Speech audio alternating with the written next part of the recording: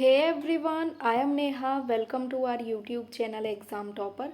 सो student, आज का हमारा टॉपिक है सामान्य ज्ञान और बहुत इंपॉर्टेंट टॉपिक है आपके एग्ज़ाम के लिए for SSC GD, UPSI, UP police, ASI and other competitive exam. So video देखते रहिए लास्ट तक. टॉप 35 क्वेश्चन मैं इस वीडियो में लेकर आई हूँ और एक क्वेश्चन होगा जिसका आंसर आप सभी को करना होगा कमेंट बॉक्स में.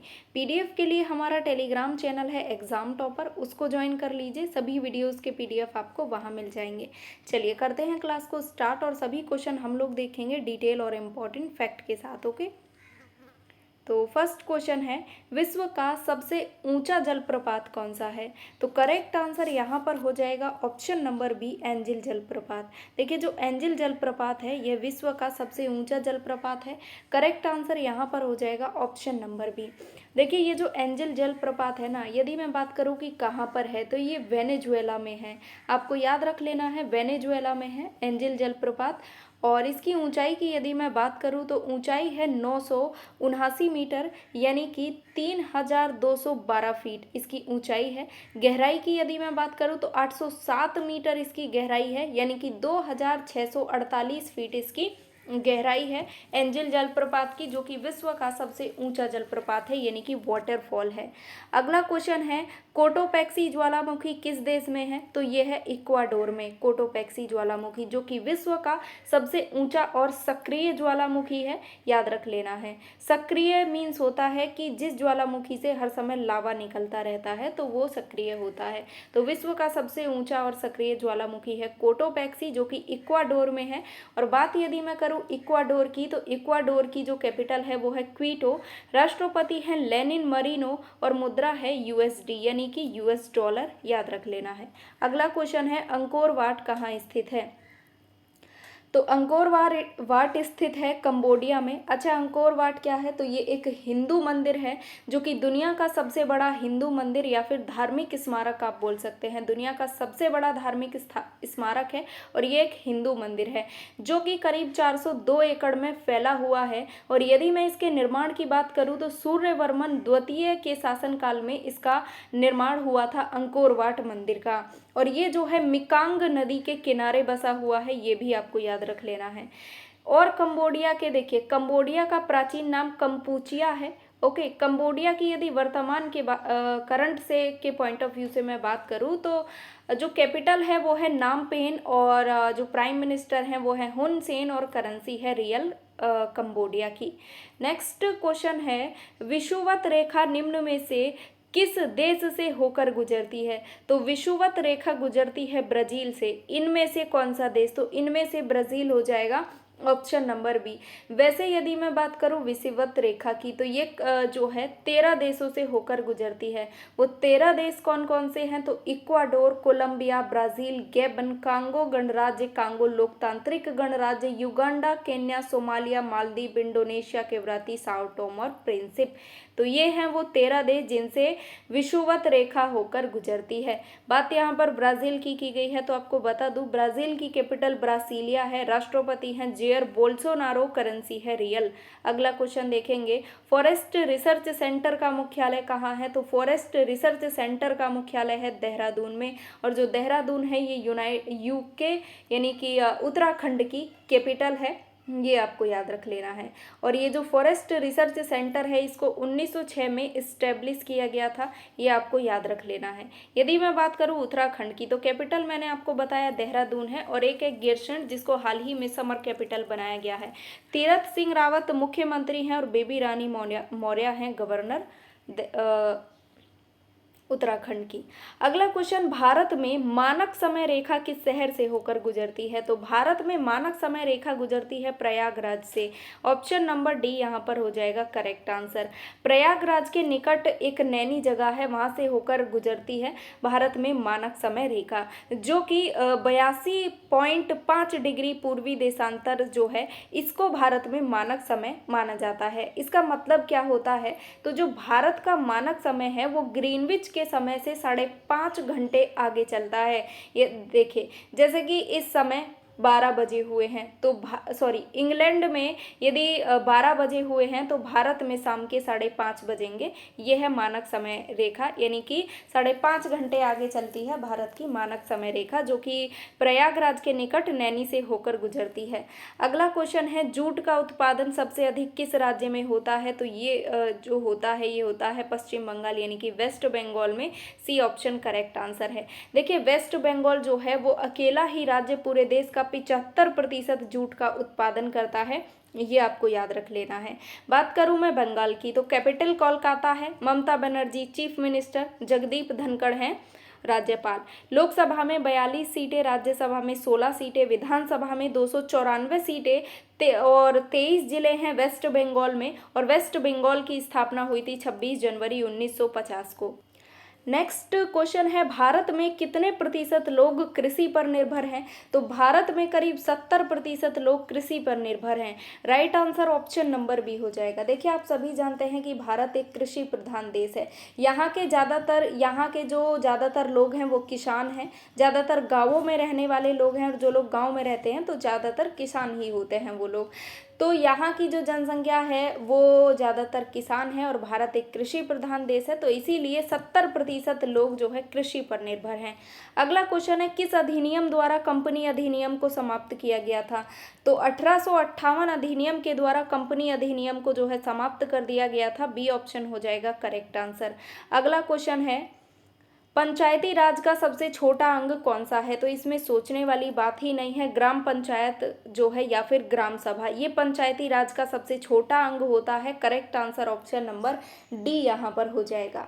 अगला क्वेश्चन देखेंगे, संसद का अंग कौन सा है? इनमें से कौन सा संसद का अंग है? तो लोकसभा, राज्यसभा और राष्ट्रपति, ये तीनों ही संसद के अंग हैं, तो डी ऑप्शन एकदम करेक्ट आंसर है। अब देखिए यहाँ पर कुछ बात कर लेते हैं। देखिए जो राष्ट्रपति होता है ना, उसके पास ये अधिकार होता है कि वो किसी भी संसद को बुलाने का या फिर स्थगित करने का और लोकसभा को भंग करने का अधिकार होता है इस राष्ट्रपति के पास। और वर्तमान में भारत के राष्ट्रपति कौन है? तो मिस्टर रामनाथ कोविंद जी जो हैं वो भारत के राष्ट्रपति हैं।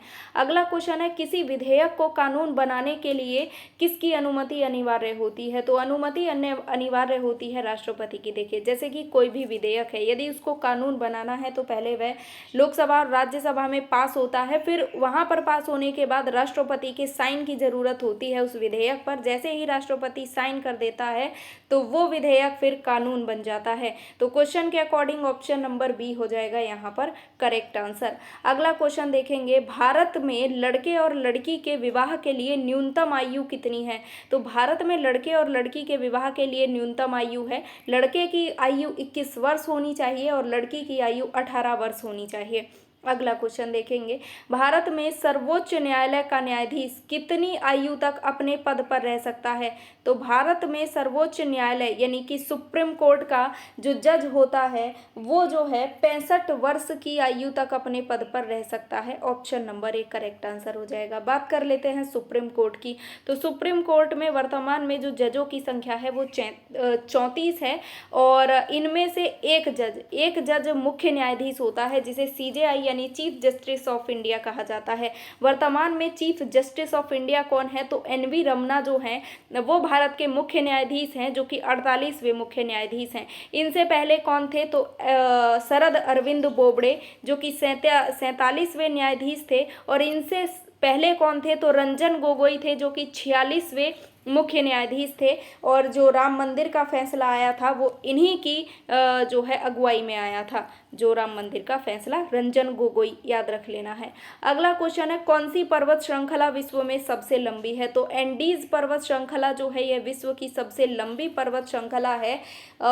इस क्वेश्चन की यदि मैं बात करूं तो ऑप्शन नंबर बी करेक्ट हो जाएगा, जो कि दक्षिण अमेरिका के पश्चिमी तट पर स्थित है। ये भी आपको याद रखना है। अगला क्वेश्चन देखेंगे, लोकसभा का सदस्य बनने के लिए न्यूनतम आयु कितनी होनी चाहिए? तो correct answer option number C हो जाएगा 25 वर्ष।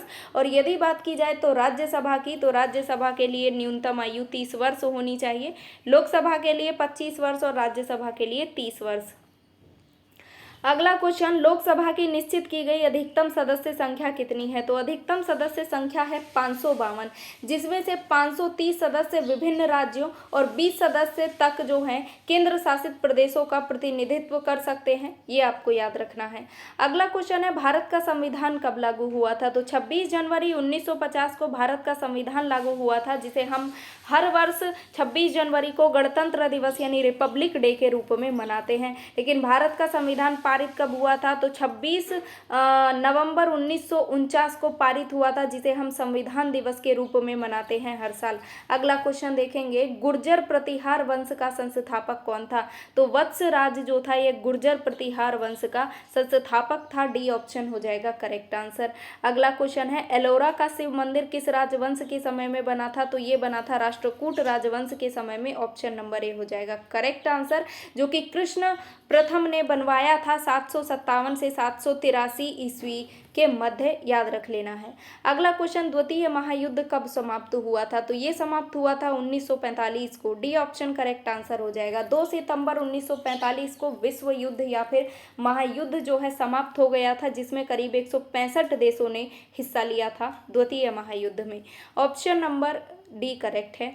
अगला क्वेश्चन है, भारत पर पहला मुस्लिम आक्रमण किस वर्ष हुआ था? तो 712 ईस्वी में हुआ था भारत का पहला मुस्लिम आक्रमण, जो कि किसने किया था? तो मोहम्मद बिन कासिम ने भारत पर पहला आक्रमण किया था, जो कि एक अरब निवासी था। ये आपको याद रखना है। अगला है, ब्रिटिश काल में दिल्ली के पहले भारत की राजधानी कहाँ थी? तो दिल्ली से पहले भारत की राजधानी थी कोलकाता, और वर्ष 1911 में जो है घोषणा की गई कि दिल्ली को भारत की राजधानी बनाया जाएगा। अब मैंने आपको यहाँ पर बताया कि 1911 में अनाउंसमेंट की गई थी, लेकिन दिल्ली को भारत की राजधानी कब बनाया गया था, ये आपको जो है कमेंट बॉक्स में मुझे बताना है कि दिल्ली को भारत की राजधानी किस वर्ष बना दिया गया था। 1911 में घोषणा की गई थी यानी कि अनाउंसमेंट, लेकिन बनाया किस वर्ष गया था ये आपको बताना है। चलिए अगला क्वेश्चन देखेंगे, सांची का स्तूप किसके द्वारा बनवाया गया था? तो सांची का स्तूप बनवाया गया था सम्राट अशोक के द्वारा। Option number A. अच्छा, पूछा जाता है सांची का स्तूप किस राज्य में है? तो मध्य प्रदेश में है। मध्य प्रदेश में भी कहाँ? तो मध्य प्रदेश के रायसेन जिले में है सांची का स्तूप। ऑप्शन नंबर ए करेक्ट है। अगला क्वेश्चन है, स्वर्ण मंदिर के संस्थापक कौन थे? तो गुरु अर्जुन देव जो थे ये स्वर्ण मंदिर के संस्थापक थे। स्वर्ण मंदिर यानी कि गोल्डन टेम्पल, जो कि वर्तमान में अमृतसर में स्थित है, और ये जो है हाँ अमृतसर में।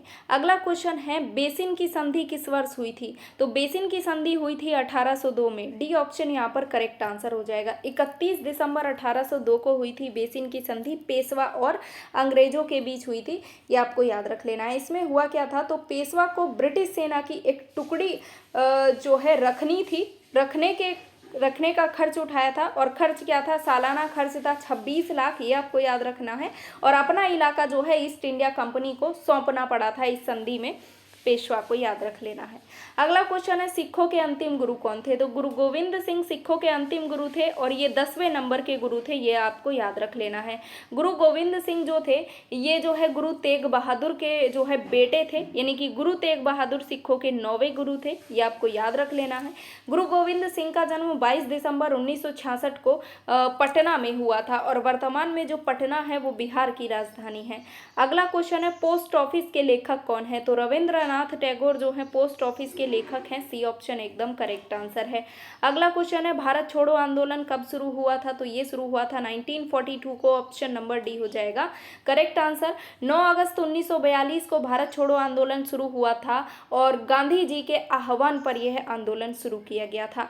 अगला क्वेश्चन, अग्नि परीक्षा के लेखक कौन है? तो ये है आचार्य तुलसी। आचार्य तुलसी है अग्नि परीक्षा के लेखक, जिन्हें गोस्वामी तुलसीदास भी कहा जाता है।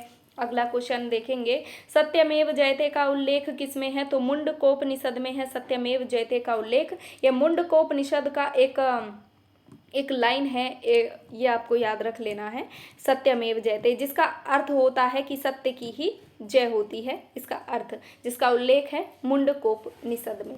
चलिए नेक्स्ट क्वेश्चन देखेंगे, वंदे मातरम किस पुस्तक से संबंधित गीत है?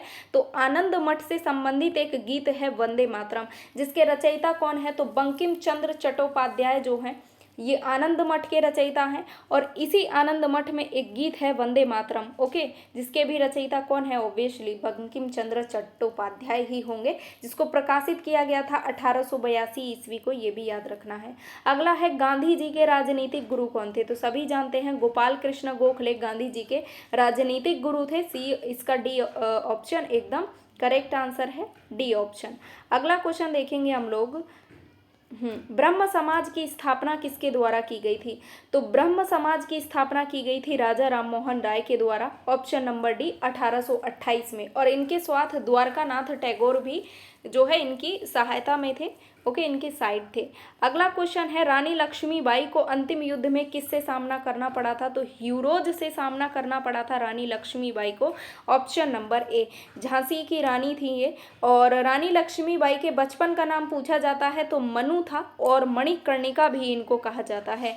नेक्स्ट एंड लास्ट क्वेश्चन, वैसे इसका आंसर कीजिएगा कमेंट बॉक्स में। आज 2 क्वेश्चन है आपके लिए कि इतिहास का पिता किसको कहा जाता है, और एक क्वेश्चन कि दिल्ली को भारत की राजधानी किस वर्ष बना दिया गया था। 1911 में जो है घोषणा की गई थी, लेकिन बनाया किस वर्ष गया था, ये आपको बताना है। चलिए इसका आंसर मैं ही बता देती हूँ। हेरोडोटस जो है इतिहास के पिता कहा जाता है, और इनकी एकमात्र पुस्तक है हिस्टोरिका, ये आपको याद रखना है। तो आज के टोटल क्वेश्चन थे 36 जो कि कंप्लीट हो चुके हैं। और वीडियो अच्छी लगी है तो like share comment and channel को सब्सक्राइब जरूर करें।